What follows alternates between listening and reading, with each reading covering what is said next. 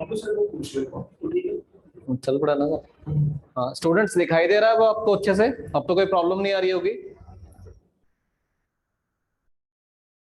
हाँ ठीक है, चलिए गुड। ठीक है, तो ये हमारा स्ट्रक्चर रहता है। मान लीजिए मैंने यहाँ पे लिख दिया कि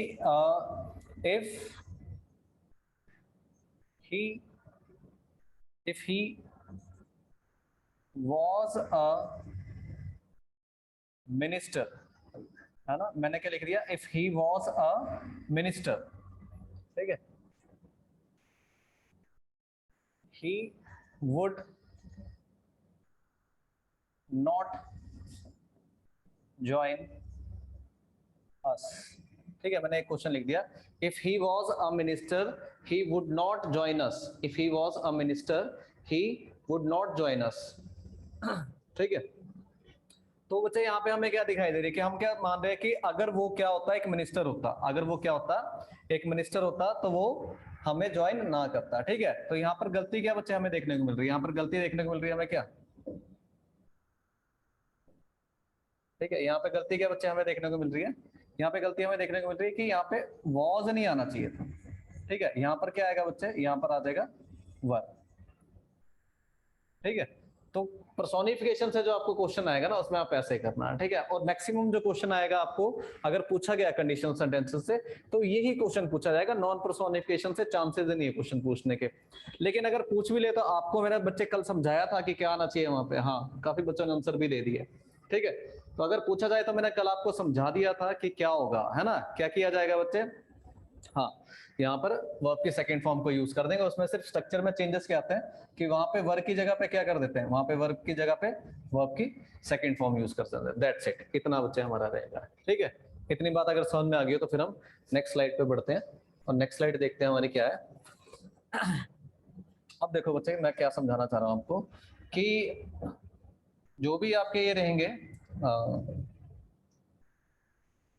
क्वेश्चंस जो रहेंगे बच्चे, और कहां से आपके क्वेश्चंस बन सकते हैं। ठीक है, एक क्वेश्चन बच्चे कई बार ना कंजंक्शन से पूछा जाता है कि कंजंक्शंस में आपको देखना होता है कि ये कौन सी कंजंक्शन है। अगर पार्ट्स ऑफ स्पीच से क्वेश्चन आता है तो ये देखा जाता है कि कंजंक्शन कौन सी है। बहुत बार बच्चे इस क्वेश्चन को ना गलत कर जाते हैं, तो आपको एक ट्रिक बता देता हूँ।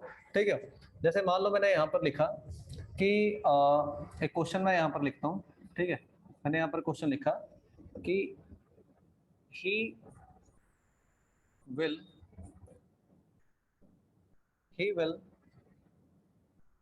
help you, he will help you if you,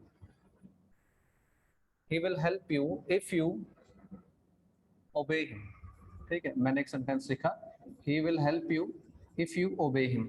यहाँ पे मैंने एक वर्ड जो है इसको अंडरलाइन कर दिया if, और मैंने आपसे पूछ लिया कि ये कौन सी कनेक्शन है। ठीक है, he will help you if you obey him।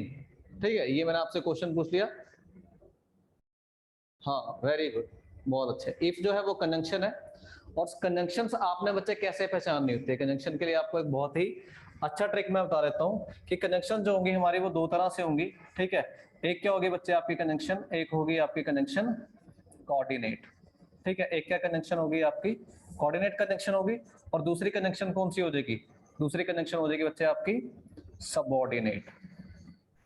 ठीक है, एक कंजंक्शन है आपकी कोऑर्डिनेट और दूसरी है सबऑर्डिनेट। ठीक है, आपने याद कैसे रखना है बच्चे कि आप ऐसे याद रखेंगे कि जो कोऑर्डिनेट कंजंक्शंस होंगी तुम्हारी, ठीक है, जो कोऑर्डिनेट कंजंक्शंस होंगे बच्चे उनको आप कैसे याद रखोगे? वो होती हैं फैन बॉयज। ठीक है, उसको आप ये कैसे याद रखोगे? वो होती है फैन बॉयज। क्लियर है? हाँ, वो होती है फैन बॉयज। ठीक है, फैन बॉयज का मतलब क्या हुआ बच्चे? फैन बॉयज का मतलब हुआ एफ से, अगर मैं कहूं तो एफ से जो आपका मतलब बच्चे क्या है, वो एफ से आपका मतलब है 4। ठीक है, ए से मतलब क्या है बच्चे आपका? ए से मतलब है एंड, एन से मतलब क्या है? नॉर। ठीक है, बी से मतलब क्या है? बट। ओ से मतलब क्या है? और। वाई से मतलब क्या है? येट। और एस से मतलब क्या है? सो। ठीक है, ये याद रख लेंगे आप। फॉर एंड नॉर बट और येट सो, ये सारी कौन सी कनेक्शन है आपकी? ये सारी है आपकी कोऑर्डिनेट कनेक्शन, ठीक है। आप इतना याद रख लोगे, फॉर एंड नॉर बट और येट सो, ये सारी कौन सी है आपकी? ये सारी कोऑर्डिनेट कनेक्शंस है। और अगर ये कोऑर्डिनेट कनेक्शन है तो बच्चे आप क्या याद रखेंगे? आप ऐसे याद रखेंगे कि ये सारी कोऑर्डिनेट है फैन बॉयज, इनको छोड़ के अगर कोई बाकी कनेक्शन बच गई तो वो कौन सी हो जाएगी? वो हो जाएगी आपकी सबऑर्डिनेट कनेक्शन, ठीक है। तो अगर मैं आपसे पूछूं कि बच्चे इफ जो है वो कौन सी कनेक्शन है, क्या ये आपको कोऑर्डिनेट कनेक्शंस में से दिखाई दे रही है? नहीं दिखाई दे रही है ना। ना ये फॉर है, ना एंड, ना नोर, ना और, ना बट और येट सो, कुछ भी नहीं है, ठीक है। यानी कि इनमें से नहीं है, तो डेफिनेटली कौन सी कनेक्शन बच्चे बन रही है हमारी? ये कनेक्शन बन रही है कोऑर्डिनेट, है ना। कौन सी कनेक्शन बन गई है हमारी? ये बन गई कोऑर्डिनेट कनेक्शन। तो इसका राइट आंसर क्या हो जाएगा? कोऑर्डिनेट। कई बार ऐसा भी क्वेश्चन आ जाता है कि वो आपसे कनेक्शन से पूछ लेते हैं कि ये कनेक्शन कौन सी है, तो ये आपको बच्चे पता होना चाहिए कनेक्शन कौन सी है। ये क्लियर है इतनी बात? हाँ, सबऑर्डिनेट कनेक्शन होगा।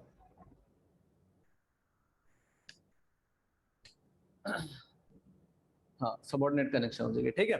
क्यों हो जाएगी सबऑर्डिनेट कनेक्शन? क्योंकि जो कोऑर्डिनेट कनेक्शन है वो फैन बॉयज है, फॉर एंड नॉर बट और येट सो, ये सारी कोऑर्डिनेट है। इनको छोड़ के अगर कोई कनेक्शन बच गई तो वो क्या हो जाएगी? आपकी सबऑर्डिनेट कनेक्शन हो जाएगी। और सबऑर्डिनेट कनेक्शन को पहचानने का सबसे बढ़िया तरीका यही है कि वो फैन बॉयज में से नहीं होती। जैसे मैं इफ को देखूं तो ये फैन बॉयज में से नहीं है, तो ये क्या हो जाएगी आपकी? ये हो जाएगी सबऑर्डिनेट कनेक्शन। इतनी बात बच्चे समझ में आई सबको? हाँ या ना? ठीक है। ओ सॉरी, मैंने सबऑर्डिनेट लिखना था, मैंने कोऑर्डिनेट लिख दिया गलती से, ठीक है। हाँ, गलती से बच्चे लिख दिया मैंने। ये हो जाएगी आपकी सबऑर्डिनेट, ठीक है, कोऑर्डिनेट नहीं होगी। ये क्या हो जाएगी आपकी? सबऑर्डिनेट हो जाएगी, गलती से लिखा गया था, ठीक है। चलो कोई बात नहीं। इतनी बात बच्चे समझ में आ गई सबको? चलो, इतनी बात अगर समझ में आ गई तो नेक्स्ट स्लाइड पे देखते हैं और क्वेश्चंस आपके कैसे बन सकते हैं, किस तरह से बन सकते हैं। एक क्वेश्चन आपके प्रेपोजिशन से बच्चे बहुत ज्यादा आते हैं क्वेश्चंस, ठीक है।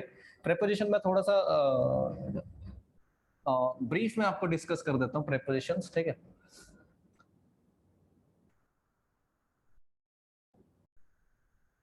प्रेपोजिशन थोड़ा सा हम ब्रीफ में डिस्कस कर लेते हैं बच्चे, क्योंकि प्रेपोजिशन एक बहुत ही लेंथी चैप्टर है, ठीक है, जिसको इतने कम समय में तो नहीं किया जा सकता, लेकिन फिर भी एक ब्रीफ से इंट्रोडक्शन हम देख लेते हैं बच्चे। जैसे मान लीजिए मैं यहाँ पे लिख देता हूँ बच्चे क्वेश्चन कि मैंने लिखा the bridge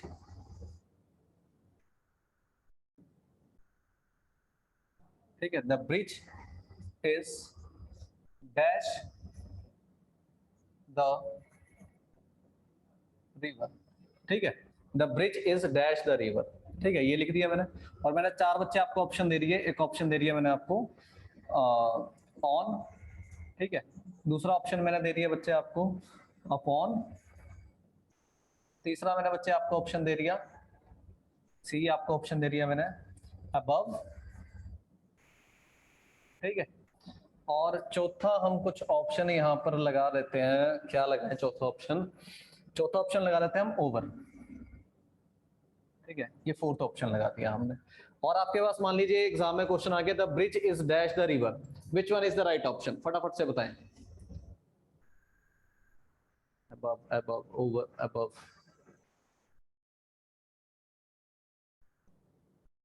okay okay okay okay, on, above, upon. चलिए बहुत अच्छे, चलिए बहुत अच्छे, गुड, ठीक है। काफी अच्छी कोशिश की आप लोगों ने। अब इसको मैं बता देता हूँ कि मैं कहना क्या चाह रहा हूँ। देखिए बच्चे, जैसे मान लीजिए मैं यहाँ पे ओवर और अंडर का सबसे पहले over, under, above, upon, on, सबका मैं आपको डिफरेंस बता दूं कि डिफरेंस क्या होता है, ठीक है। एक बच्चे बात समझ लो कि ओवर या अंडर, इससे शुरू करते हैं हम ओवर से, फिर इस पे आएंगे, फिर इस पे आएंगे, फिर इस पे आएंगे, समझ लेंगे, ठीक है। ओवर और अंडर, सबसे पहले हम इनका डिफरेंस समझ लेते हैं कि इनमें डिफरेंस क्या है, ठीक है। ओवर का बच्चे मतलब होता है हायर देन, ठीक है। ओवर का क्या मतलब होता है? हायर देन, ठीक है। और अंडर का मतलब क्या होता है? अंडर का मतलब होता है लोअर देन, ठीक है। Higher than and lower than. अब इनका यूज बच्चे हम समझ लेते हैं कहां पे होता है। ओवर या अंडर का सबसे पहले यूज हम समझ लेते हैं बच्चे। ओवर या अंडर का यूज सबसे पहले होता है वर्टिकल डिस्टेंस के लिए, ठीक है। जहां पे भी हमें किन्हीं दो ऑब्जेक्ट्स में क्या दिखाई दे, वर्टिकल डिस्टेंस हमें दिखाई दे, ठीक है, तो वहां पे हम क्या यूज करते हैं? ओवर या अंडर का यूज करते हैं। क्लियर है? फॉर एग्जाम्पल बच्चे, जैसे मान लीजिए कि वर्टिकल डिस्टेंस की अगर मैं बात करूं तो वर्टिकल डिस्टेंस क्या होता है, जो डिस्टेंस आपका ऐसे है कुछ इस तरह से कोई आपका डिस्टेंस है तो उसको क्या बोलते हैं, वर्टिकल डिस्टेंस बोलते हैं। ठीक है, अब मान लीजिए कि जो आपका मान लीजिए ब्रिज है, ठीक है, ये ब्रिज है आपका और इसके नीचे से क्या कर रही है, रिवर फ्लो कर रही है ना, इसके नीचे से रिवर फ्लो कर रही है। अब इस ब्रिज में और इस रिवर में बच्चे कोई वर्टिकल डिस्टेंस आपको दिखाई दे रहा है या नहीं दिखाई दे रहा है? इस ब्रिज में और इस रिवर में एक वर्टिकल डिस्टेंस हमें दिखाई देगा, बिल्कुल दिखाई देगा। ठीक है, अगर हमें वर्टिकल डिस्टेंस दिखाई दे रहा है तो फिर हमें ओवर या अंडर का यूज करना पड़ेगा। जब भी हमें किन्हीं दो ऑब्जेक्ट्स के बीच में वर्टिकल डिस्टेंस दिखाई देता है तो हम ओवर या अंडर का यूज करते हैं। इतनी बात क्लियर है बच्चे सभी को? कोई डाउट इस बात में?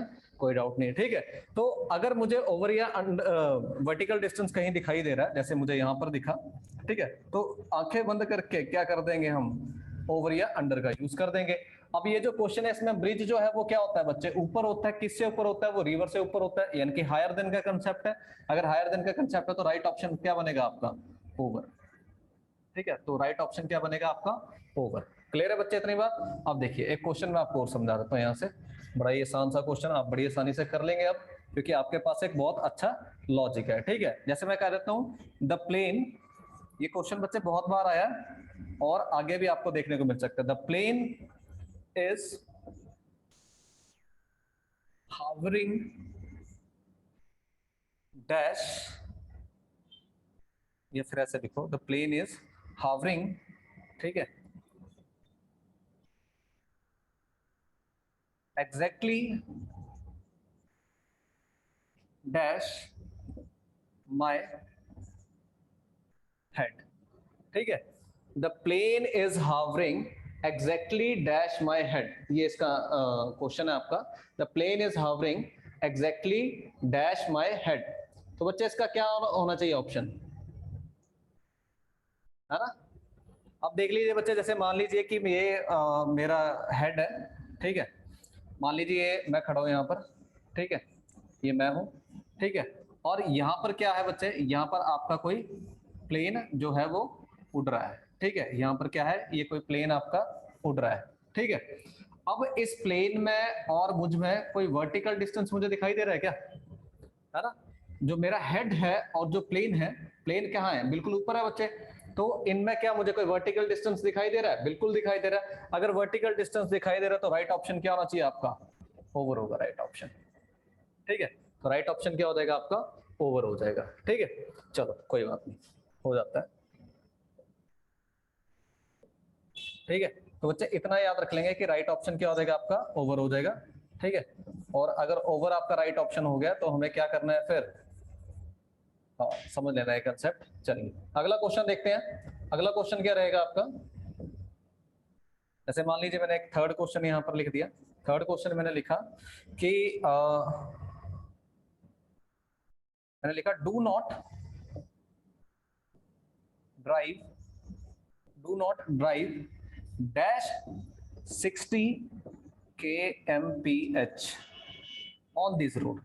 ठीक है, on this road, do not drive dash 60 kmph on this road. ठीक है, ये मैंने लिखा, do not drive dash 60 kmph on this road. बच्चे अब देखिए एक चीज आप और समझ लिए कि जो ओवर और अंडर का एक और यूज हम समझ लेते हैं। ठीक है, ओवर या अंडर जो है ना, वो डिजायरेबल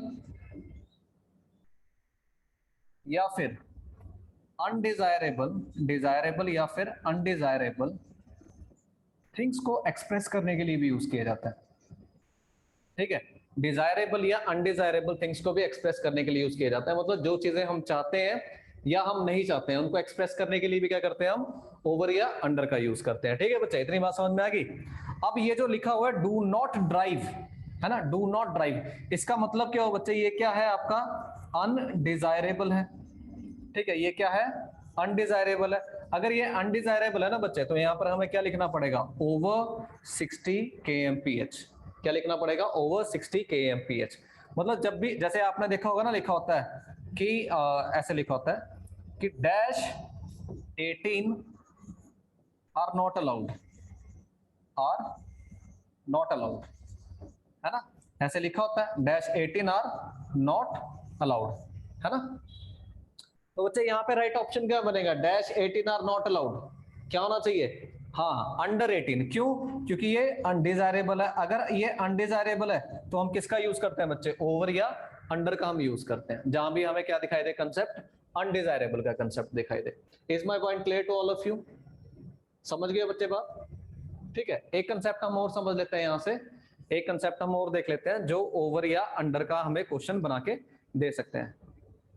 बच्चे इसमें पता क्या कह रहा हूं मैं, कि ओवर या अंडर जो है ना वो डिजायरेबल या अनडिजायरेबल को एक्सप्रेस करने के लिए होते हैं। डिजायरेबल या अनडिजायरेबल का मतलब क्या है, कि जो हम चाहते हैं या जो हम नहीं चाहते, ठीक है। अब यहाँ पे जो डू नॉट ड्राइव लिखा था इसका मतलब था जो हम नहीं चाहते, और अगर हम नहीं चाहते तो हम क्या कर देंगे, ओवर या अंडर का यूज कर लेंगे, ठीक है।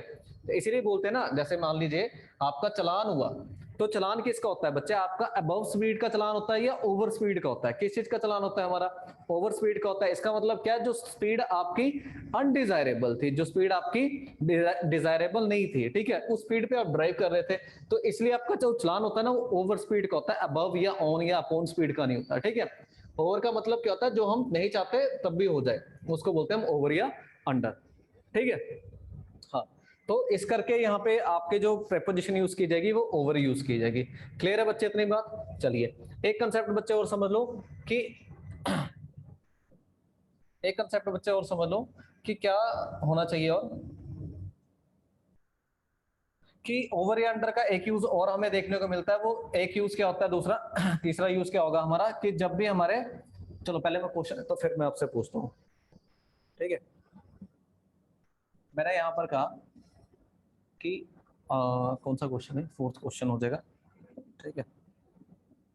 यहाँ पे आप डिफरेंशिएट कर पाओगे कि क्वेश्चन है ये। मैंने कहा कि put a blanket, put a blanket dash, put a blanket dash, put a blanket dash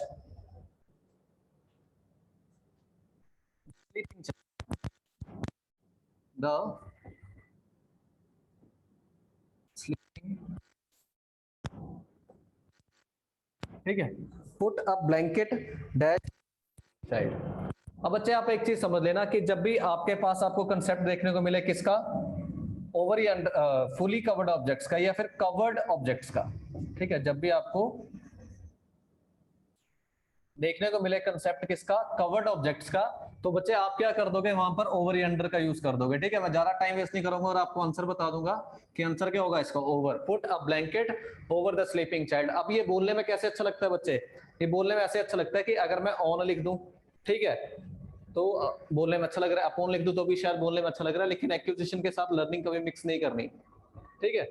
हाँ, तो क्या है, जब भी आपके ऑब्जेक्ट्स कवर होते हैं ना, तो आप उसमें भी किसका यूज करते हो, ओवर या अंडर का यूज करते हो, ठीक है बच्चे। इतनी बात सबको क्लियर होगी। अगर क्लियर होगी तो फिर हम आगे बढ़ते हैं, अपनी नेक्स्ट स्लाइड पकड़ते हैं और कुछ और क्वेश्चन हम समझते हैं, ठीक है। अब बच्चे मान लीजिए मैंने यहां पर लिखा क्वेश्चन कि द कैट, क्वेश्चन मैंने लिखा कि द कैट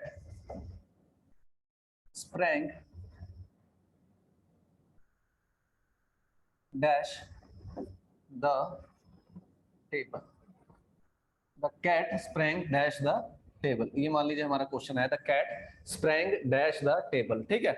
ऑप्शन बच्चे आपके वही हैं, ऑन है, ठीक है, अपॉन है, ओवर है, अंडर है, सॉरी अंडर नहीं आएगा, अबव आ जाएगा, अंडर की जगह पे हम क्या कर देंगे, अबव कर देंगे, अंडर है और अबव है, ठीक है। ये चार ऑप्शन आपके हैं। अब बच्चे एक चीज समझ लेंगे, हाँ बहुत से बच्चों ने आंसर दे भी दिया, गुड शाबाश। आप एक चीज समझ लेंगे बच्चे, देखो मान लीजिए ये क्या है हमारा, ये टेबल है, ठीक है, ये क्या है हमारा, ये हमारा टेबल है, यहाँ पर ये है कैट, ठीक है, ये क्या है यहाँ पर कैट है। अब कैट जब भी मोशन में आएगी और नीचे से ऊपर की तरफ आएगी, ठीक है, कैट जब भी क्या आएगी, मोशन में आएगी, नीचे से ऊपर की तरफ आएगी, तो बच्चे ये जो हमारा मोशन वाला बन जाएगा ना, कोई भी चीज नीचे से ऊपर की तरफ मोशन में आती है, कोई भी चीज नीचे से ऊपर की तरफ मोशन में आती है, तो हम क्या कर देते हैं बच्चे, हम वहां पे प्रेपोजिशन जो यूज कर देते हैं वो कौन सी यूज कर देते हैं, अपॉन, ठीक है। कौन सी प्रेपोजिशन हम यूज कर देते हैं, अपॉन बच्चे यूज कर देते हैं वहां पर, ठीक है, अपॉन प्रेपोजिशन यूज होती है। मान लीजिए जो कैट है वो यहाँ पर बैठी होती, अगर कैट यहाँ पर बैठी होती है तो हमारी प्रेपोजिशन कौन सी आती है बच्चे? ऑन आती है, ठीक है। अगर मान लीजिए कैट जो है वो टेबल के नीचे है, यहाँ पर है, ठीक है, मान लीजिए कैट जो है वो टेबल के नीचे है, तो अब दोनों में क्या आ गया? वर्टिकल डिस्टेंस आ गया, तो यहाँ पे प्रेपोजिशन क्या आ जाएगी बच्चे? यहाँ पे प्रेपोजिशन आ जाएगी अंडर, ठीक है।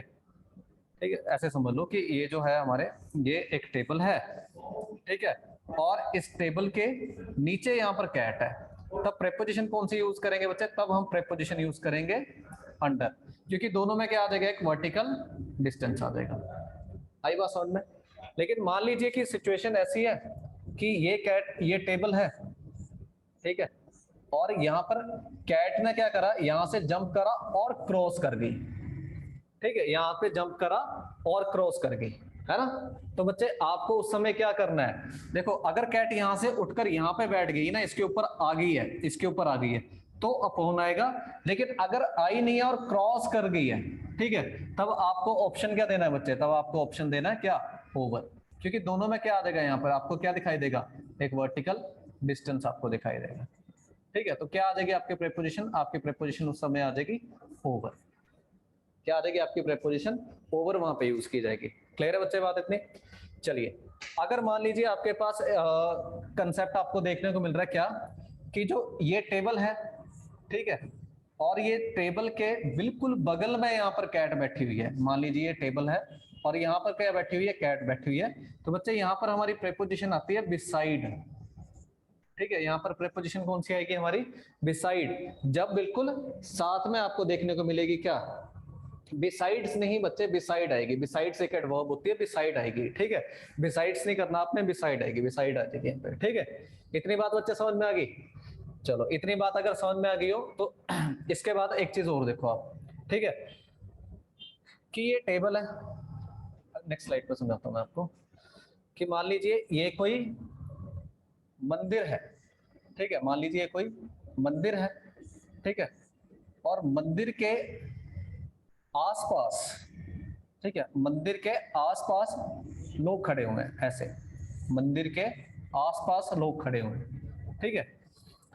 और दूसरी सिचुएशन में क्या है? दूसरी सिचुएशन में मंदिर है, ठीक है, दूसरी सिचुएशन में मंदिर है। अब मंदिर के अगल बगल एक ही इंसान क्या कर रहा है? घूम रहा है, ठीक है। मंदिर के अगल बगल एक ही इंसान क्या कर रहा है? घूम रहा है। लेकिन इसमें क्या है? इसमें हमारे पास अलग अलग इंसान है। इसको ऐसे बना देते हैं, उसमें ज्यादा क्लैरिटी में आ जाएगा आपके पास।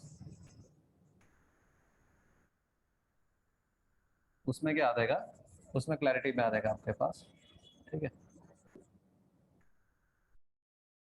ये देखो, मंदिर के अगल बगल नहीं, यहाँ पे मान लीजिए एक इंसान यहाँ पे है मंदिर के, एक इंसान यहाँ पर है, एक इंसान यहाँ पर है, ठीक है, एक इंसान यहाँ पर है, एक इंसान यहाँ पर है, ठीक है। मतलब चारों तरफ जब मंदिर के क्या हैं?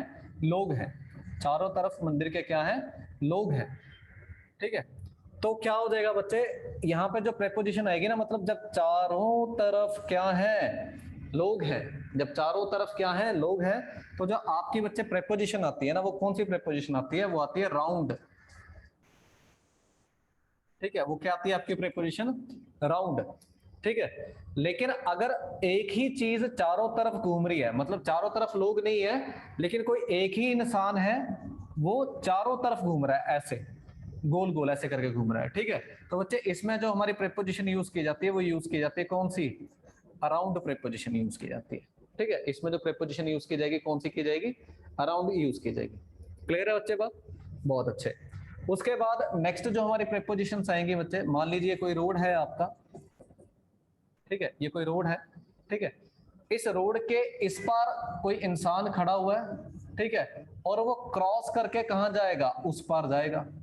इस पार कोई इंसान खड़ा हुआ है और वो क्रॉस करके क्या जाएगा? उस पार जाएगा। जब एक किनारे से दूसरे किनारे की तरफ जाने की बात होती है, तो हम कौन सी प्रेपोजिशन यूज करते हैं? तब हम यूज करते हैं अक्रॉस, ठीक है। तब कौन सी प्रेपोजिशन यूज करते हैं? अक्रॉस। लेकिन अगर सिचुएशन ऐसी हो बच्चे कि ये रोड है और रोड के किनारे किनारे क्या है? इंसान चल रहा है, मतलब इसके पैरेलल जब चल रहा है, ठीक है। ये रोड है और रोड के पैरेलल जब और रोड के पैरेलल जब क्या कर रहा है, इंसान चल रहा है, तो बच्चे प्रेपोजिशन यूज की जाएगी कौन सी, प्रेपोजिशन यूज की जाएगी अलोंग। ठीक है, जब किसी चीज के पैरेलल जब वो चल रहा हो तो प्रेपोजिशन कौन सी यूज की जाएगी आपकी, अलोंग प्रेपोजिशन यूज की जाएगी। आई बात समझ में। मान लीजिए अगर सिचुएशन आपको ऐसी दिखाई दे कि ये है रोड, ठीक है, यहां पर था क्या, पेड़ था मान लीजिए, ठीक है, यहां पर क्या था, एक पेड़ था। अब ये पेड़ कटा और ये पेड़ कटकर क्या यहां पर गिर गया, ठीक है। अब इसने रोड को क्या कर लिया, घेर लिया इस पार से उस पार तक पूरा, ठीक है। तब भी जो प्रेपोजिशन आएगी बच्चे, तब भी आपकी प्रेपोजिशन यूज की जाती है कौन सी, अक्रॉस प्रेपोजिशन यूज की जाती है। तब कौन सी प्रेपोजिशन यूज की जाती है, अक्रॉस प्रेपोजिशन आपकी यूज की जाती है। क्लियर है बच्चे इतनी बात, ठीक है। नेक्स्ट स्लाइड पे देखते हैं जाकर, नेक्स्ट स्लाइड पे क्या होगा कि मान लीजिए जब भी बात किसकी की जा रही है बच्चे, दो की बात की जा रही है, ठीक है, मान लीजिए दो की बात की जा रही है, और दोनों के लिए जब दो का कंसेप्ट होता है, एक या दो का जब कंसेप्ट होता है, तो प्रेपोजिशन क्या आती है बच्चे, प्रेपोजिशन आती है बिटवीन। जब दो की बात की जाए तो प्रेपोजिशन आती है बिटवीन, ठीक है। जब दो से ज्यादा की बात की जाए, है ना, दूसरा केस क्या हो जाएगा हमारा, जब दो से ज्यादा की बात की जाए, है ना, मोर देन टू, ठीक है, जब इनसे ज्यादा की बात की जाए बच्चे, दो से ज्यादा की जब बात की जाए, तब जो हमारी प्रेपोजिशन यूज होती है वो होती है अमंग या फिर अमंगस्ट, ठीक है। ये दो प्रेपोजिशन यूज होती है। देखो बच्चे यहाँ से क्वेश्चन कई बार कैसे घुमा के दे देते हैं, आप इतनी बात सुन लो, वैसे तो दो का ही क्वेश्चन आएगा, लेकिन कई बार दो से ज्यादा भी घुमा के दे देते हैं, ठीक है। तो ये क्वेश्चन देखो कैसे आता है आपको, जैसे मैं कह देता हूं there is a partnership dash the 4 members, ठीक है। There is a partnership dash the 4 members। बच्चे इसका राइट आंसर क्या होगा, there is a partnership dash the 4 members, इसका राइट आंसर क्या होने वाला है, फटाफट से आंसर दें। एक आंसर आ गया अमंग, हाँ वेरी गुड, और क्या आंसर आने चाहिए, among among among among among, बहुत अच्छे, शाबाश शाबाश, गुड, बहुत ही प्यारे बच्चे हैं, सबने आंसर क्या दिया, अमंग दिया। और हमारा राइट आंसर क्या बनेगा बच्चे, राइट आंसर बनेगा बिटवीन, ठीक है। इसका राइट आंसर क्या बनेगा, बिटवीन बनेगा। अब ऐसा क्यों होता है बच्चे, ठीक है, झटका लग गया होगा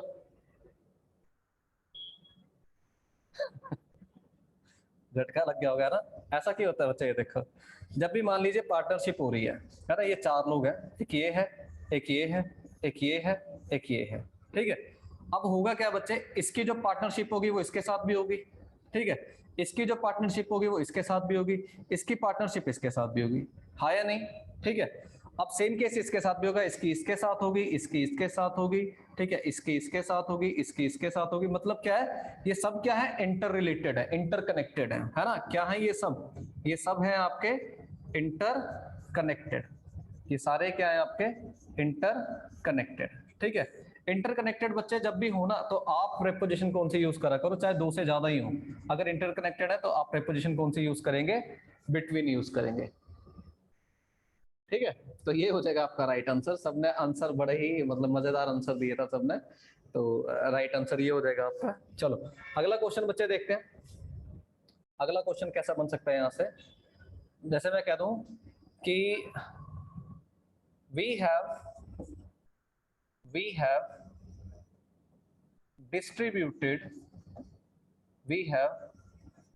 distributed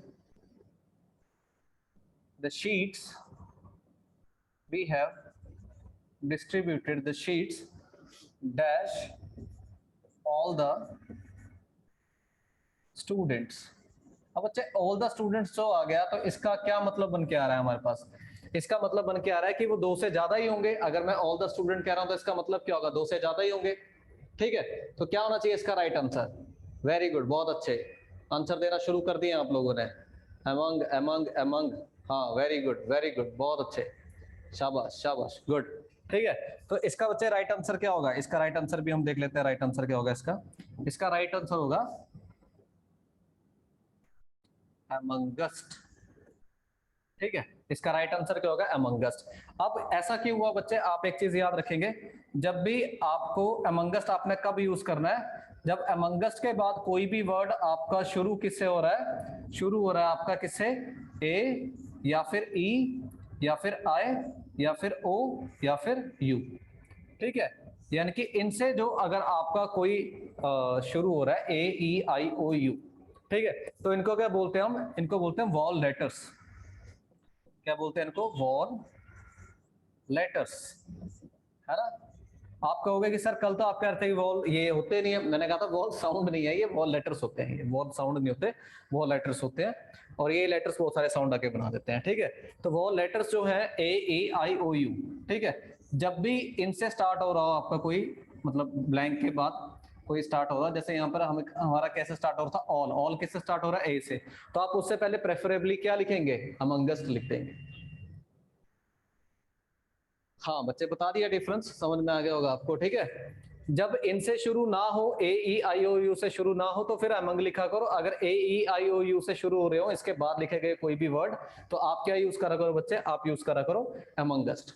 क्लियर है बात, हाँ चलो इतनी बात बच्चे क्लियर हो गई होगी आप लोगों को। देखो एक क्वेश्चन और मैं आपको समझा देता हूँ, और कैसे आते हैं आपके क्वेश्चंस। अगला क्वेश्चन देखो बच्चे, जैसे एक क्वेश्चन और एग्जाम में मैंने बहुत बार देखा है और बच्चे इसको गलत करके आते हैं।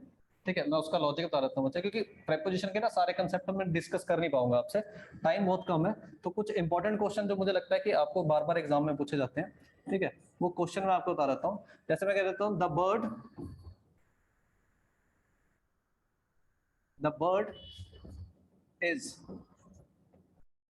Sitting dash the tree. ठीक है, ये मैंने आपको ऑप्शन दिए, the bird is sitting dash the tree. ठीक है, ऑप्शन बच्चे मैंने आपको दे दिए। पहला ऑप्शन दे देते हैं हम क्या, ऑन। ठीक है, दूसरा हम ऑप्शन दे देते हैं आपको अपॉन। तीसरा ऑप्शन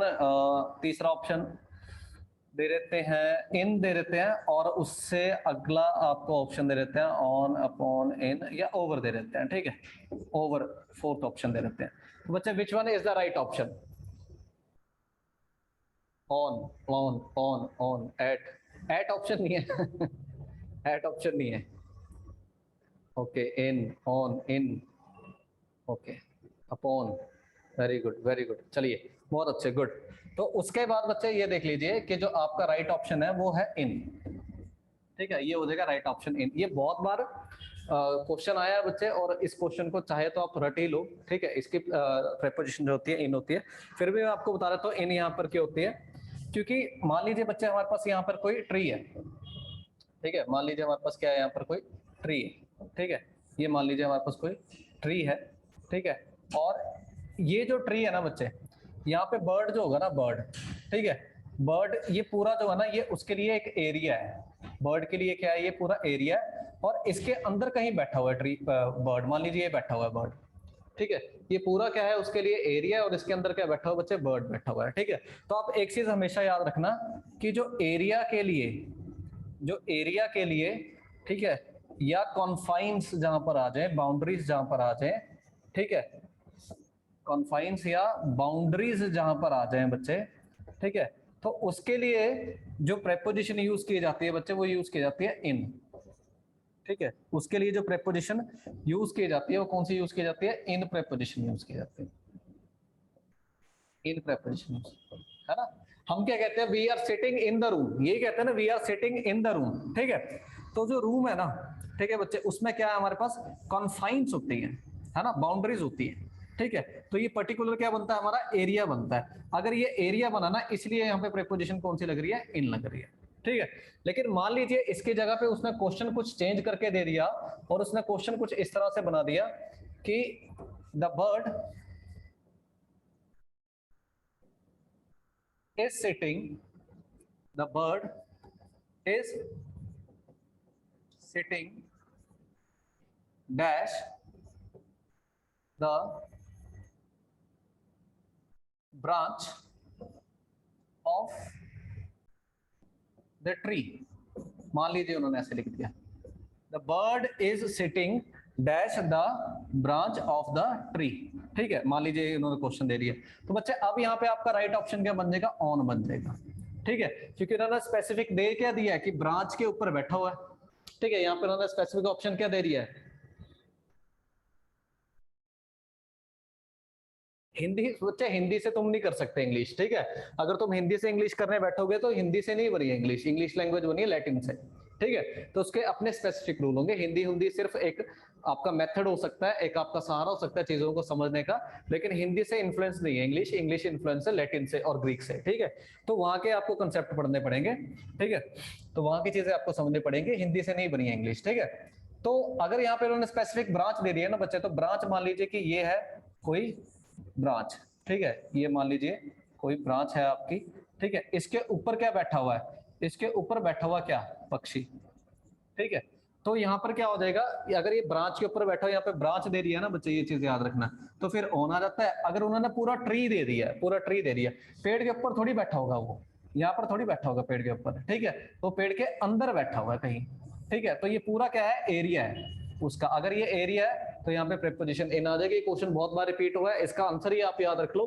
कि इन यहाँ पे इसका आंसर होगा, ठीक है, हाँ,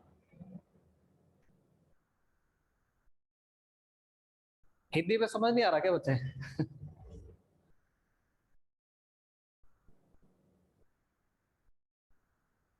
स्पेसिफिक एरिया नहीं बच्चे, जहां पे भी कोई एरिया की बात कर दी गई है ना, कोई भी एरिया की, है ना, जैसे मैं कहूंगा I am living in Chandigarh, मैं क्या कहूंगा, I am living in Chandigarh कहूंगा ना, अब चंडीगढ़ क्या है बच्चे, हमारा एरिया जिसके अंदर हम रहते हैं, ये चंडीगढ़ मान लीजिए पूरा है, ठीक है, तो ये क्या है, इसकी बाउंड्रीज हैं, कॉन्फाइंस है, एरिया है, तो इस करके हम क्या कहते हैं बच्चे, इस करके हम कहते हैं we are living in Chandigarh, इस करके कहते हैं, ठीक है, तो ये भी उसके रहने का एरिया वर्ड के, तो यहाँ पर इन आ जाएगा, ठीक है, ज्यादा जद्दोजहद मत सोचो इस बारे में,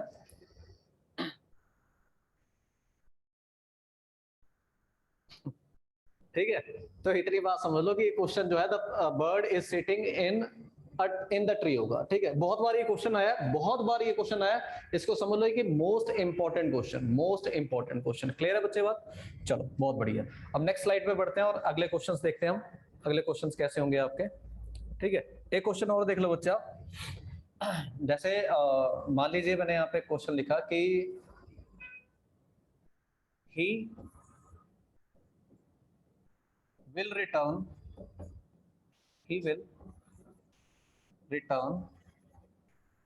dash and r, ठीक है, he will return dash and r, ठीक है, आपको ऑप्शन दे रही है बच्चे, मैंने पहला ऑप्शन दे रही है आपको, पहला ऑप्शन लिख देते हैं विद इन, ठीक है, दूसरा ऑप्शन लिख देते हैं बच्चे, दूसरा ऑप्शन लिख देते हैं हम इन, तीसरा ऑप्शन हम लिख देते हैं बाय, ठीक है, और चौथा ऑप्शन लिख देते हैं हम फोर, कौन सा राइट ऑप्शन बनेगा बच्चे, ये फोर है, ठीक है, फोर, कौन सा राइट ऑप्शन बनेगा, विद इन बाय या फोर, हाँ आंसर आ गया, शाबाश, आफ्टर कहां से आ गया, आफ्टर तो ऑप्शन ही नहीं है, हाँ चलिए बहुत अच्छे, फिर ये तो कंसेप्ट आपको पहले से आता है ना, हाँ, देखो बच्चे, बहुत से बच्चे पता क्या करते हैं, बहुत से बच्चे करते हैं कि इसको ना बोल बोल के देखते हैं, he will return in an hour, है ना, ऐसे बोलने को क्या होता है हमारा, लगता है कि बड़ा सही है, मतलब बिल्कुल सही बोल दिया हमने, he will return in an hour, ये बोलने में सही लगता है, लेकिन ये गलत हो जाएगा, विद इन पता क्या होता है बच्चे, विद इन होता है एक लिमिट को एक्सप्रेस करता है, जो विद इन होता है वो किसी लिमिट को एक्सप्रेस करता है, मतलब क्या हो गया कि यहाँ पर क्या हो गया आपका ऑप्शन, कि आप अभी जाओगे और 1 घंटे में वापस आ जाओगे, तो 1 घंटा क्या है आपका लिमिट है, और अगर ये लिमिट है तो बच्चे क्या करना, हमें लिखना पड़ेगा यहाँ पर विद इन लिखना पड़ेगा, ठीक है, तो इसका राइट ऑप्शन क्या हो जाएगा, विद इन एंड आर, इतनी बात बच्चे समझ में आ गई, बहुत अच्छे, हाँ चलिए, अब अगला क्वेश्चन बच्चे देखते हैं, अगला क्वेश्चन देखते हैं,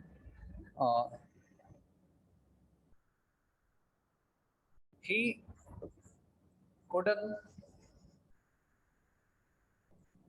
couldn't answer my call, he couldn't answer my call because he was dash examination hall. He was dash examination hall.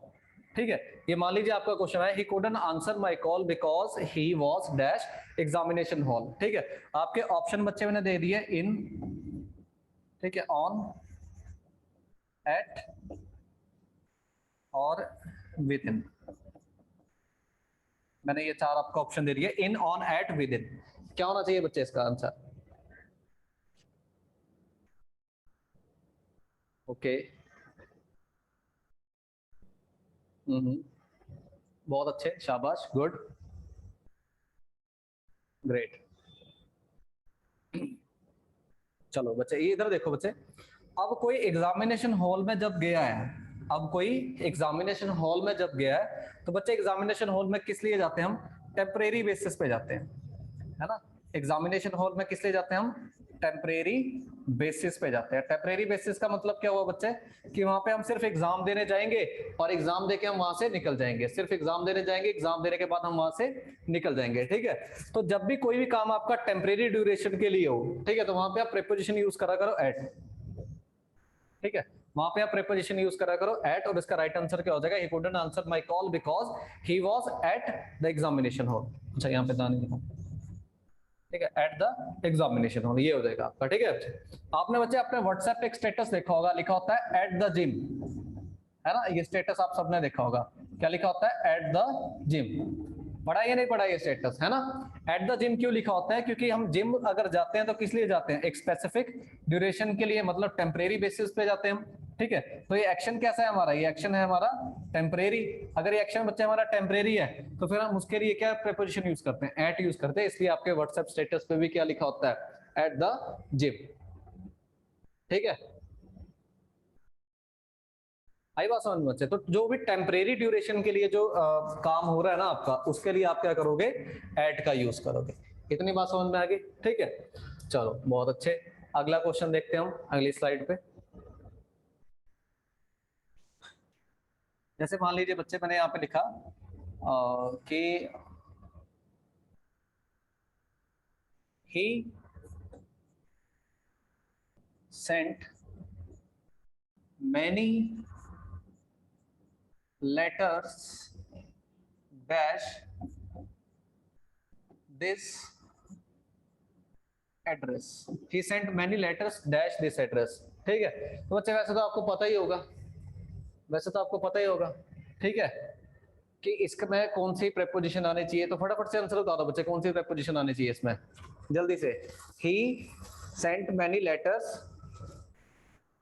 हाँ हाँ हाँ, वेरी गुड वेरी गुड, बहुत अच्छे. हाँ हाँ, गुड.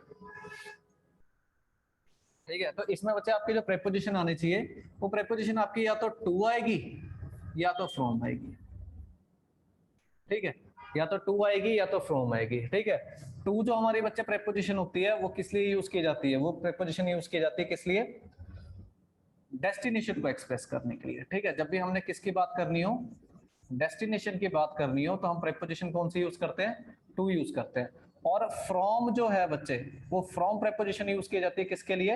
ओरिजिन के लिए.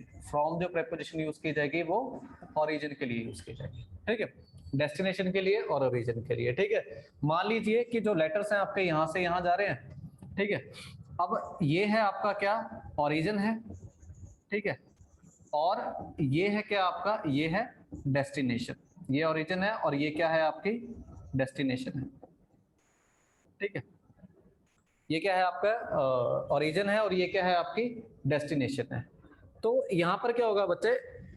यहां पर क्या होगा कि मान लीजिए आपने यहां से लेटर यहां पर भेजा, तो प्रीपोजिशन आ जाएगी फ्रॉम. लेकिन मान लीजिए ये जो एड्रेस है, ये है ही क्या? सॉरी, तो टू आएगी अगर डेस्टिनेशन की बात कर ली. लेकिन मान लीजिए ये एड्रेस ही आपका है, ये जो दिस एड्रेस लिखा हुआ है, ये एड्रेस ही क्या है? ये आपका है. ठीक है, तो फिर प्रीपोजिशन कौन सी आ जाएगी बच्चे? फ्रॉम आ जाएगी. मतलब अगर आप इस लेटर पे रहते हो और आप इस लेटर से रहकर क्या कर रहे हो, मतलब ये जो है ही इस एड्रेस पे रहता है, इस एड्रेस पे रहकर वो क्या कर रहा है, लेटर्स बहुत सारे भेज रहा है, तो क्या हो जाएगा, फ्रॉम हो जाएगा कि उसने इस लेटर पे रहते हुए बहुत सारे एड्रेस भेजे यहाँ से, ठीक है। और अगर वो किसी और एड्रेस पे रहता है और वो यहाँ से यहाँ भेज रहा है, ठीक है, तो क्या हो जाएगा फिर आपकी डेस्टिनेशन हो जाएगी, डेस्टिनेशन तो प्रेपोजिशन क्या आ जाएगी, टू आ जाएगी, ठीक है। चलो इतनी बात बच्चे समझ में आ गई, तो एक क्वेश्चन और बताओ मुझे फटाफट से, ठीक है। एक क्वेश्चन और बताओ कि अगर मैं यहाँ पे लिखूं कि दे shot dash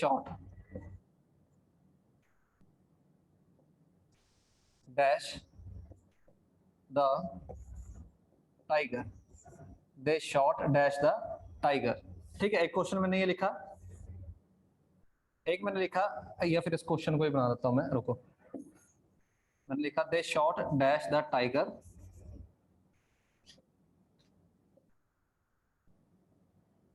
डेड, ठीक है। मैंने लिखा they shot dash the tiger dead, ठीक है।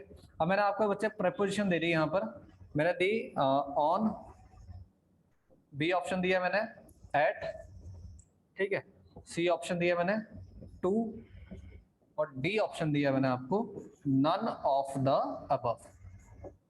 Which one is the right option? They shot dash the tiger dead. They shot क्या होना चाहिए बच्चे, to the tiger dead, okay, और क्या होना चाहिए, ओके, नेक्स्ट नेक्स्ट नेक्स्ट, फटाफट से आंसर दो, शाबाश, एट नोटा, ओके, नोटा नोटा, बहुत आंसर आ रहे हैं। चलो बच्चे इतनी बात समझ लो कि यहाँ पर कोई भी प्रेपोजिशन नहीं आएगी, ठीक है। लेकिन अगर मान लीजिए क्वेश्चन में ऐसे लिख देता कि they shot dash the tiger, they shot dash the tiger, अगर मैं ऐसे लिख देता they shot dash the tiger, अगर मैं ऐसे लिख देता, तो बच्चे अब यहाँ पे प्रेपोजिशन क्या आ जाती है आपकी, एट आ जाती है, ठीक है। अब दोनों बातों में बच्चे मतलब समझो मैं कहना क्या चाह रहा हूं। अब यहाँ पे उसने गोली मारी, और गोली मार के उसने क्या करा कि टाइगर को मार दिया, उसने गोली मारी और गोली मार के उसने टाइगर को मार दिया, ठीक है। तो मतलब उसका निशाना जाके लग गया, ठीक है। अब ये जो एट प्रीपोजिशन होती है ना बच्चे, ये टारगेट के लिए भी यूज की जाती है, एट जो प्रीपोजिशन है ये टारगेट के लिए भी यूज की जाती है, ठीक है। मतलब जैसे मान लीजिए ये मैं हूं, ठीक है, और यहाँ पर क्या है, यहाँ पर एक टाइगर है, मैंने गोली मारी, ठीक है बच्चे। अगर ये जो लिखा हुआ ना they shot at the tiger, इसका मतलब पता क्या है, उन्होंने टाइगर पे निशाना साध के गोली मार दी, उन्होंने टाइगर पे निशाना साध कर गोली मार दी। लेकिन गोली अब टाइगर को लगी या नहीं लगी ये स्पेसिफाइड नहीं है, मतलब आप इससे ये नहीं कह सकते कि टाइगर को गोली लग गई है, ठीक है। उन्होंने टाइगर का क्या करा, टारगेट करा, और उस टारगेट पे उन्होंने गोली मारी। अब उसे गोली लगी है नहीं लगी है ये हम स्पेसिफाई इसमें नहीं कर पाएंगे। लेकिन अगर मान लीजिए कि गोली टाइगर को लग गई और टाइगर मर गया है, तो फिर सेंटेंस आपका इस तरह से आएगा, क्योंकि यहाँ पर क्या लिखा हमने, डेड। तो जब भी इसका मतलब है कि टारगेट को गोली हिट कर गई है, ठीक है, और टाइगर मर चुका है, तो यहाँ पे आप क्या करोगे, कोई भी प्रेपोजिशन नहीं लगाओगे। क्यों प्रेपोजिशन नहीं लग रही बच्चे, क्योंकि यहाँ पे डेड लिखा हुआ है, इसका मतलब है गोली उसको लग गई है। इसका मतलब क्या, उसकी तरफ गोली मारी है, अब उसे लगे ना लगे कोई फर्क नहीं पड़ता, लेकिन यहाँ पर क्या है, उसको गोली लग गई और वो मर गया, तो यहाँ पे आप कोई भी प्रेपोजिशन नहीं लिखोगे। आई बात बच्चे समझ में? हाँ चलिए, तो नेक्स्ट बच्चे क्वेश्चन देखते हैं हम, नेक्स्ट अपनी स्लाइड देखते हैं, और नेक्स्ट हम कुछ क्वेश्चंस देखते हैं, ठीक है, जो कि आपके यूसेज ऑफ वर्ब से बनते हैं बच्चे, जो किससे बनते हैं, आपके यूसेज ऑफ वर्ब से बनते हैं। तो यूसेज ऑफ वर्ब में बच्चे आप ऐसे समझ लेंगे, सबसे पहला बात, डिफरेंस आपको पता होना चाहिए, क्या होना चाहिए, किस तरह से आपने डिफरेंस लिखना है। यूसेज ऑफ वर्ब जो है बच्चे आपका वो टू समहाउ रिलेटेड आपका वो टेंसेस से भी है। आपको टेंसेस की बच्चे नॉलेज है पहले से या नहीं है, फटाफट से बताएं मुझे, आपको टेंसेस की पहले से नॉलेज है या नहीं है? हाँ ये भी हो सकता है बच्चे, है पहले से नॉलेज, बहुत अच्छी बात है, गुड, बहुत अच्छी बात है बच्चे। अगर आपको पहले से ही टेंसेस की नॉलेज है, ठीक है, तो मैं आज आपको एक आसान से क्वेश्चन करवाता हूँ, जहां से आपको क्वेश्चन देखने को मिलेगा जो है एक्टिव वॉइस पैसिव वॉइस। क्या वहां से आप क्वेश्चन करना चाहते हैं बच्चे, एक्टिव वॉइस पैसिव वॉइस से क्वेश्चन करना चाहते हैं या नहीं करना चाहते? अगर नहीं करना चाहते तो हम कुछ और कर लेंगे। हाँ बच्चे, मैंने कहा है कि हो सकता है, शॉर्ट डाउन भी हो सकता है।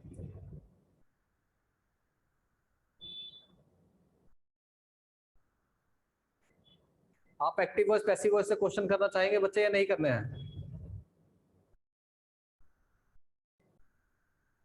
हाँ, तो बच्चे ये देखो, मैं आपको एक्टिव वॉइस पैसिव वॉइस के जो क्वेश्चन है अभी 1 मिनट में पक्के करवा दूंगा सारे आपके, कि आपके गलत नहीं होंगे वो क्वेश्चन, ठीक है? मतलब आप समझ जाओगे कि आपको राइट ऑप्शन कैसे वहां पे चूज करना है एक्टिव वॉइस पैसिव वॉइस में, ठीक है? इसके लिए बच्चे इस चीज को समझो कि जो एक्टिव वॉइस पैसिव वॉइस है ना, उसमें सबसे पहले आपको पता होना चाहिए कि स्टेट्स हमारे टेंसेस में कितनी होती है, ठीक है? ये वही बच्चा समझ पाएगा जिसको टेंसेस की थोड़ी बहुत नॉलेज है बच्चे, ठीक है? तो जो बच्चे ऑलरेडी नॉलेज रखते हैं टेंसेस की, वो समझ जाएंगे बड़ी जल्दी मैं क्या कहना चाह रहा हूँ। स्टेट्स की अगर मैं बात करूं बच्चे, तो स्टेट्स क्या होते हैं हमारे? 4 तरह के होते हैं। एक होते हैं हमारे कौन से? इंडेफिनिट, ठीक है? दूसरी स्टेट कौन सी होती है हमारी? दूसरी होती है हमारी इंडेफिनिट के बाद आएगी हमारी कौन सी स्टेट बच्चे? कॉन्टिन्यूस। थर्ड हमारी हो जाएगी बच्चे परफेक्ट, ठीक है? और उससे अगली हमारी कौन सी हो जाएगी बच्चे? परफेक्ट कॉन्टिन्यूस, ठीक है? ये 4 स्टेट्स बच्चे आपको पता होने चाहिए, जो कि मुझे उम्मीद है आप लोगों को पहले से पता होंगी। इंडेफिनिट है, कॉन्टिन्यूस है, परफेक्ट है और परफेक्ट कंटिन्यूस है। ये 4 स्टेट्स है हमारी, ठीक है? अब बच्चे जब भी हम एक्टिव वॉइस से पैसिव वॉइस में किसी भी सेंटेंस को चेंज करते हैं, एक्टिव वॉइस से पैसिव वॉइस में जब भी हम क्या करते हैं, किसी सेंटेंस को चेंज करते हैं, तो एक्टिव वॉइस पैसिव वॉइस में हमारा एक रूल होता है जो आप लोगों को पहले से पता होगा, है ना? एक्टिव वॉइस पैसिव वॉइस में रूल होता है। क्या रूल होता है बच्चे? कि जो एक्टिव वॉइस है आपका, ठीक है, उसमें मान लीजिए आपके पास क्या दिया हुआ है? एक सब्जेक्ट दिया हुआ है, एक वर्ब दी हुई है, ठीक है, और एक क्या दिया हुआ है बच्चे? एक ऑब्जेक्ट दिया हुआ है। एक सब्जेक्ट दिया हुआ है, एक वर्ब दी हुई है, और एक क्या दिया हुआ है? एक ऑब्जेक्ट दिया हुआ है, ठीक है? तो हम क्या करते हैं, ये जो ऑब्जेक्ट है आपका, इसको यहां पर लाकर क्या बना देते हैं? सब्जेक्ट बना देते हैं, ठीक है? और जो सब्जेक्ट होगा, ठीक है, उसको वहां पर लाकर क्या बना देंगे हम? किसी प्रेपोजिशन का ऑब्जेक्ट। प्रेपोजिशन का ऑब्जेक्ट का मतलब क्या होता है कि उसको प्रेपोजिशन के बाद लिख देते हैं हम। कोई प्रेपोजिशन वहां पर लगाएंगे और प्रेपोजिशन के बाद उसको वहां लिख दिया जाएगा, ठीक है? अब आपने एक चीज याद रखनी है, अब एक्टिव वॉइस में वर्ब कोई भी हो, चाहे वो वर्ब की फर्स्ट फॉर्म हो, चाहे वो वर्ब की सेकंड फॉर्म हो, चाहे वो थर्ड फॉर्म हो, वो जब भी चेंज होगी पैसिव वॉइस में जैसे ही चले जाएगी, चाहे वो आईएनजी फॉर्म है, चाहे थर्ड है, चाहे सेकंड है, चाहे फर्स्ट है, जैसे ही वो आईएनजी फॉर्म में बच्चे सॉरी पैसिव वॉइस में चले जाएगी, तो हमेशा ही जाकर वो क्या बन जाएगी? आपकी वर्ब की थर्ड फॉर्म। इतनी बच्चे बात अपने याद रखनी है, ठीक है? कि क्या बन जाएगी? वर्ब की थर्ड फॉर्म, ठीक है? और जो वर्ब की थर्ड फॉर्म होती है बच्चे, उसको इतनी बात समझ लो कि वो होती है डिपेंडेंट।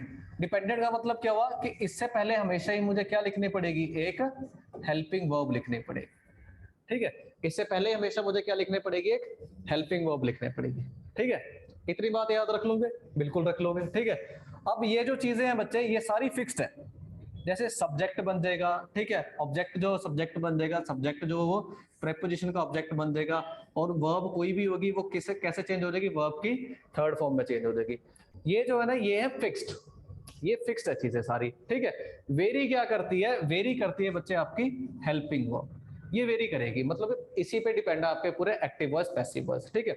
अब इसको बच्चे अगर आपने याद रखना है तो मैं आपको एक ट्रिक बता देता हूं आपने कैसे याद रखना है कि हेल्पिंग वर्ब आप कौन सी लगाएंगे। ये आपको पता होना चाहिए कि हेल्पिंग वर्ब आप कौन सी लगाएंगे, ठीक है? तो आप ऐसे याद रखेंगे बच्चे इस बात को कि मान लीजिए आपके पास कोई भी इंडेफिनिट टेंस है, चाहे वो प्रेजेंट इंडेफिनिट है, चाहे वो पास्ट इंडेफिनिट है, चाहे पास्ट इंडेफिनिट है, चाहे वो फ्यूचर इंडेफिनिट है, कोई भी इंडेफिनिट है, डजंट मैटर, ठीक है? आप क्या करेंगे? सब्जेक्ट को ऑब्जेक्ट बना देंगे, ऑब्जेक्ट को सब्जेक्ट बना देंगे, वर्ब को कौन सी फॉर्म में चेंज कर देंगे? थर्ड फॉर्म में चेंज कर देंगे, ठीक है? अगर थर्ड फॉर्म में चेंज कर देंगे तो बच्चे हम क्या करेंगे? नेक्स्ट वाले की हेल्पिंग वर्ब लगाएंगे वर्ब की थर्ड फॉर्म से पहले। यहाँ पे हमें क्या लगानी है? वर्ब की थर्ड फॉर्म से पहले क्या लगानी है? एक हेल्पिंग वर्ब लगानी है। तो हेल्पिंग वर्ब किसकी लगाएंगे बच्चे? नेक्स्ट वाले की लगा देंगे, ठीक है? मान लीजिए मेरे पास टेंस कौन सा है? Present indefinite. मुझे चेंज करना है तो मैं क्या करूंगा? सब्जेक्ट ऑब्जेक्ट इंटरचेंज कर दूंगा और वर्ब की थर्ड फॉर्म लगा दूंगा। थर्ड फॉर्म से पहले हेल्पिंग वर्ब लगानी है तो किसकी लगा देंगे? प्रेजेंट कंटिन्यूस की। अगर पास्ट इंडेफिनिट होगा तो किसकी हेल्पिंग वर्ब लगा देंगे? पास्ट कंटिन्यूस की लगा देंगे। अगर फ्यूचर इंडेफिनिट होगा तो हेल्पिंग वर्ब किसकी लगा देंगे? फ्यूचर कंटिन्यूस की। क्लियर है बच्चे बात इतनी है, ठीक है? मतलब कोई भी इंडेफिनिट है आप हेल्पिंग वर्ब किसकी लगा देंगे? नेक्स्ट वाले की लगा देंगे।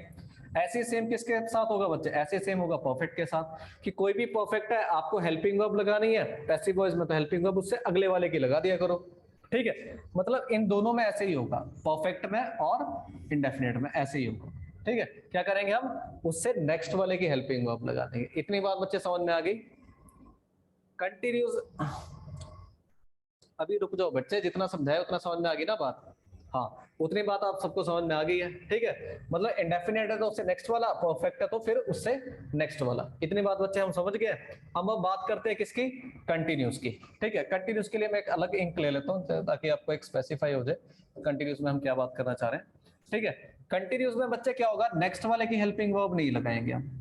जब भी हम कंटिन्यूस की बात करेंगे तो हम नेक्स्ट वाले की हेल्पिंग वर्ब नहीं लगाएंगे, हम हेल्पिंग वर्ब इसी की रहने देंगे। हम क्या करेंगे, वर्ब की थर्ड फॉर्म से पहले, ठीक है, वर्ब की थर्ड फॉर्म से पहले हम एक वर्ड लिख देंगे, क्या, बीइंग, सिर्फ इतना। ठीक है, हेल्पिंग वर्ब इसी की रहेंगी, वर्ब की थर्ड फॉर्म से पहले क्या कर देंगे हम, बीइंग लगा देंगे।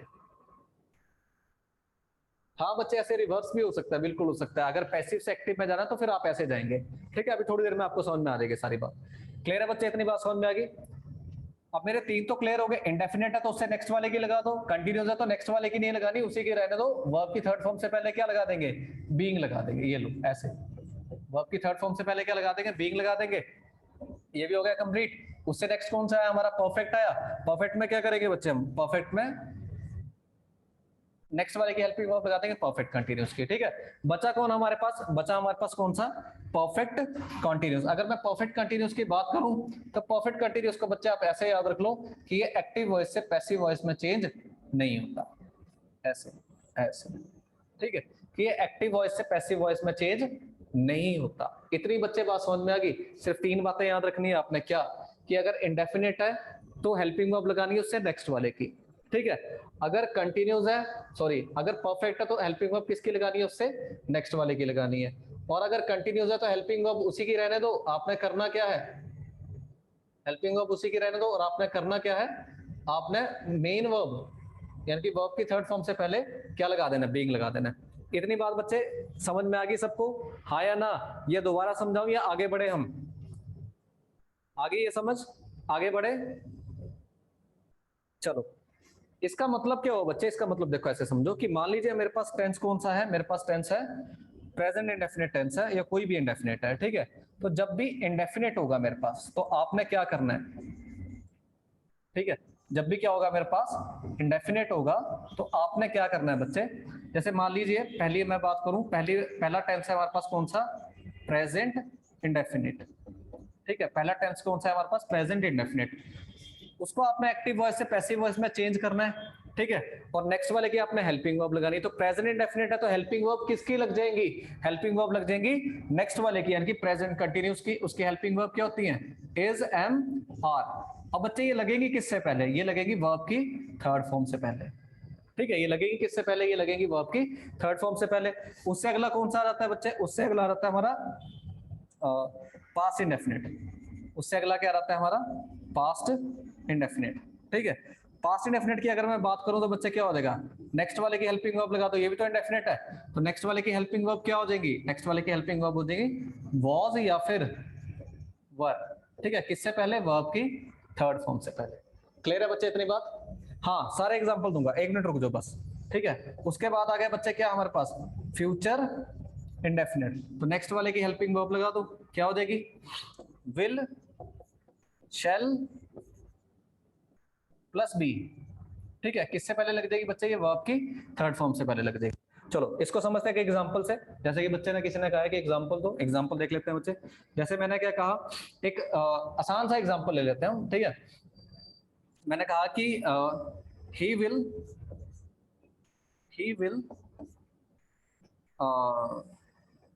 Teach us, he will teach us. ठीक है बच्चे, अगर आपको टेंस की नॉलेज हो तो आपको ये पता होगा कि टेंस कौन सा है, ये टेंस है फ्यूचर इंडेफिनिट, है ना। कौन सा टेंस है ये, फ्यूचर इंडेफिनिट। ठीक है, अगर ये फ्यूचर इंडेफिनिट है तो क्या करेंगे बच्चे, ये जो ऑब्जेक्ट है इसको यहां पर लाकर क्या बना देंगे हम, सब्जेक्ट बना देंगे, और अस क्या हो जाता है, वी हो जाएगा।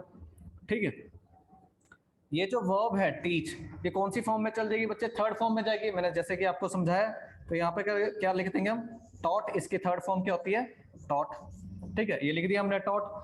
अब ये जो वर्ब की थर्ड फॉर्म है ये क्या होती है हमारी, डिपेंडेंट वर्ब होती है। डिपेंडेंट वर्ब मतलब इससे पहले हमें क्या लिखनी है, हेल्पिंग वर्ब लिखनी है। अब ये फ्यूचर इंडेफिनेट है तो हेल्पिंग वर्ब किसकी लग जाएगी, फ्यूचर कंटिन्यूस की, उसकी हेल्पिंग वर्ब क्या होती है, विल शैल बी। ठीक है, तो क्या हो जाएगा, विल शैल बी किससे पहले, वर्ब की थर्ड फॉर्म से पहले, तो क्या हो जाएगा, वी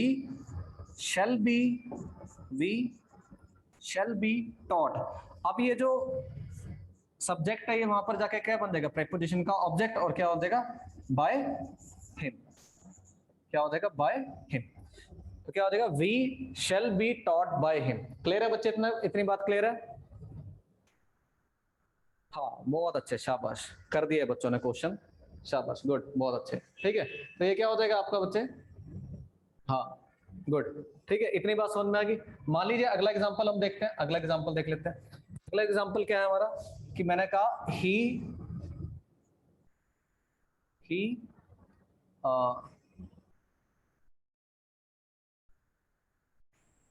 मैंने एक सिंपल सा एग्जांपल लिख दिया, ही राइट्स अ लेटर।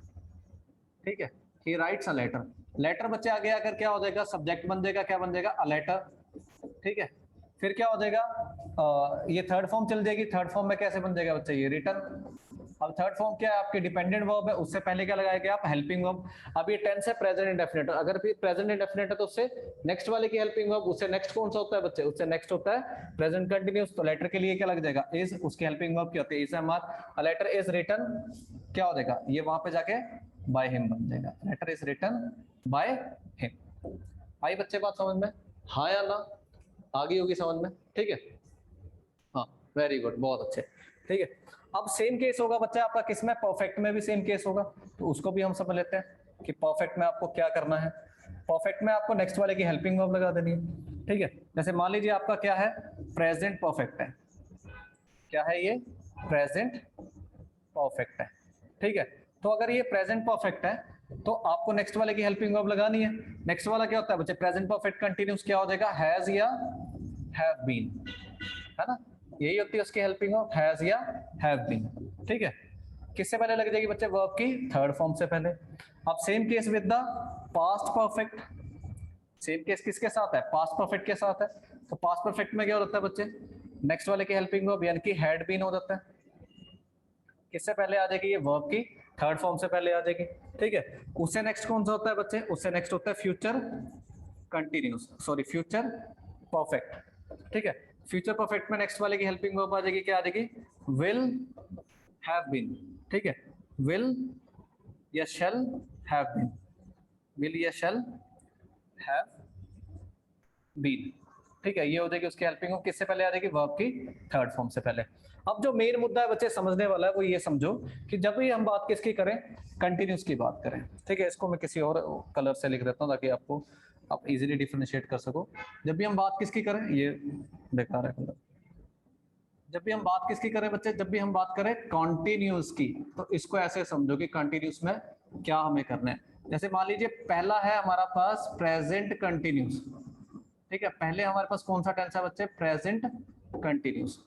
अगर प्रेजेंट कंटिन्यूस है, अगर प्रेजेंट कंटिन्यूस है तो बच्चे आप क्या करोगे, नेक्स्ट वाले की हेल्पिंग वर्ब्स नहीं उठाओगे।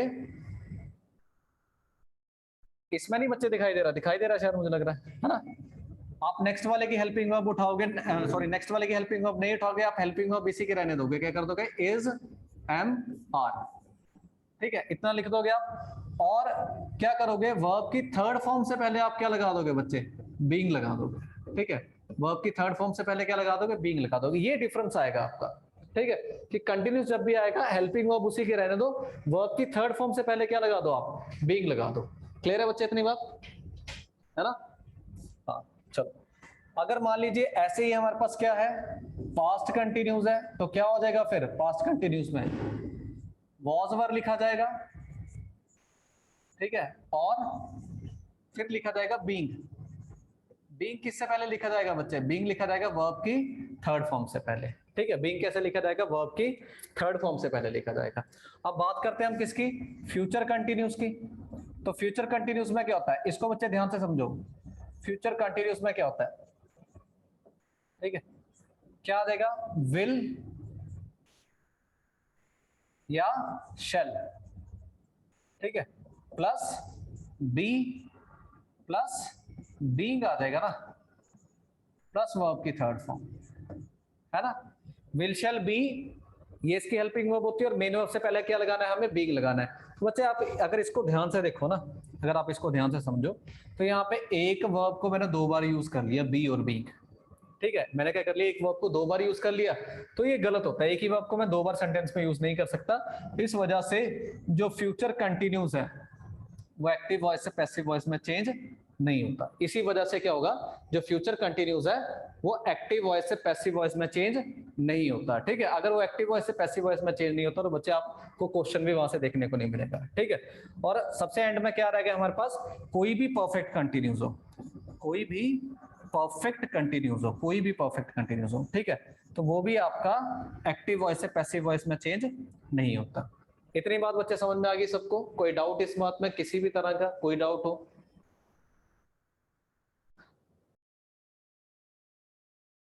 ठीक है, कोई भी डाउट हो बच्चे इस क्वेश्चन में, किसी भी तरह का कोई डाउट हो? क्लियर है बच्चे सबको, समझ में आ गया ये क्या हम करने वाले थे? कौन सा रिपीट करना है बच्चे, कौन सा रिपीट करना है बच्चे? सरबजीत,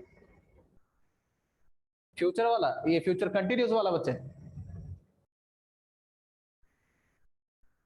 ओके बच्चे, यहाँ पे हुआ पता क्या, अगर मैं इसकी हेल्पिंग वर्ब लेके चलता विल शेल, विल और शेल, ठीक है, और लेके चलता बी, फिर मुझे मेन वर्ब यानी कि थर्ड फॉर्म से पहले क्या लगाना पड़ता है, बीइंग, और फिर आता है वर्ब की थर्ड फॉर्म। अब बी और बीइंग बच्चे दोनों वर्ब मैंने एक ही सेंटेंस में लिख दी, जो कि हो नहीं सकता पॉसिबल।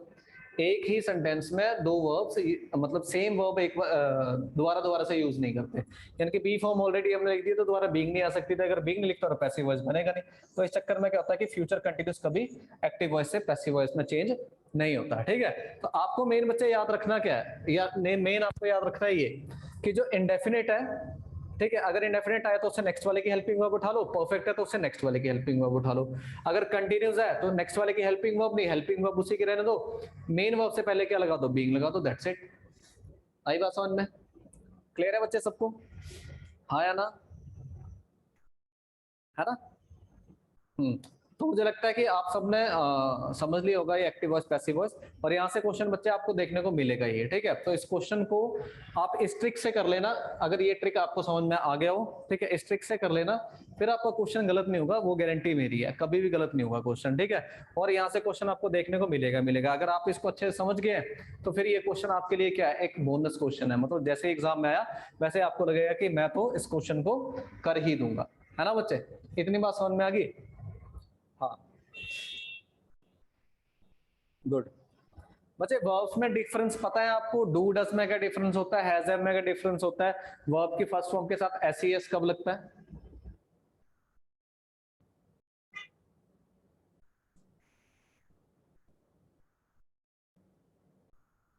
जरूर जरूर जरूर बच्चे, बिल्कुल, ठीक है। हाँ, ये तो बच्चे बस ये मैराथन सीरीज है, इस करके मेरे को थोड़ा सा मतलब ये है कि जल्दी जल्दी क्वेश्चन करवाने पड़ रहे हैं, अदरवाइज अगर आप लोगों ने मेरे पास सिलेबस किया होता तो आपको कभी भी कोई दिक्कत ही नहीं आती, ठीक है।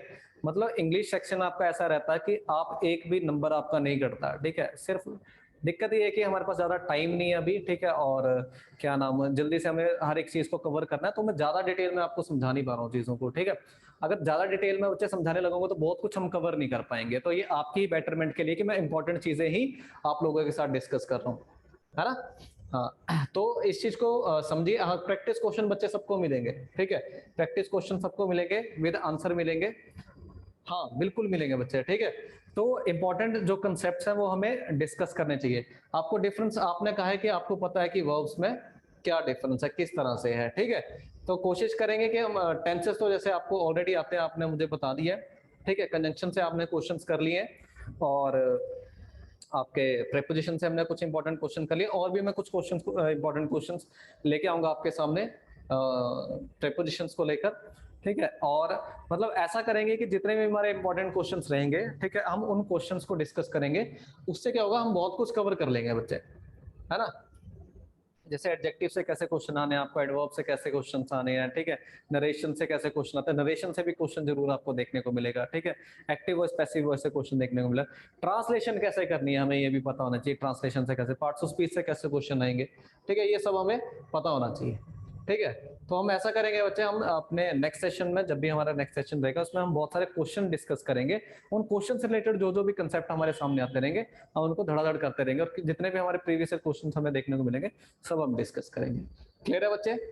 चलिए, तो आज के लिए बच्चे इतना ही हम डिस्कस कर पाएंगे, ठीक है, due to scarcity of time, ठीक है, तो हमें इतना ही डिस्कस करने का मौका मिलेगा।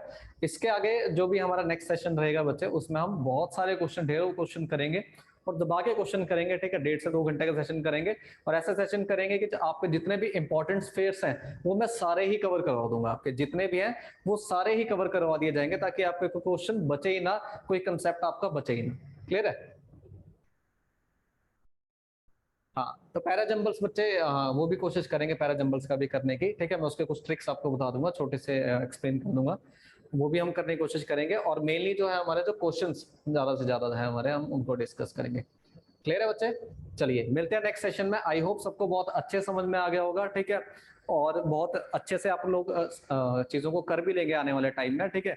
बस मेरे साथ बने रहिए, और लगातार जो भी मेरे क्लासेस होंगे उनको लगाते रहिए, ठीक है, आपको दिक्कत कोई नहीं आने वाली है, ठीक है।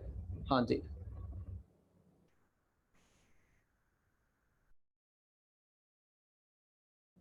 जरूर बच्चे, जरूर, मेरा साथ आपके साथ बना रहेगा, ठीक है, और कोशिश करूंगा कि मैं आपका एक भी नंबर ना कटने दूं इंग्लिश लैंग्वेज में, ठीक है। चलिए, तो मिलते हैं नेक्स्ट सेशन में। Thank you so much, good night, और पढ़ते रहिए, सोना छोड़ दीजिए आजकल, ठीक है, थोड़े दिन सोना छोड़ दीजिए, क्योंकि ये जो आपकी नींद कुर्बान होगी ना, कुर्बान नहीं हो रही है, ठीक है, ये एक तरह की इन्वेस्टमेंट है, तो सोना कम कर दीजिए और पढ़ना ज्यादा कर दीजिए, ठीक है। बाकी मिलते हैं नेक्स्ट सेशन में। Thank you so much.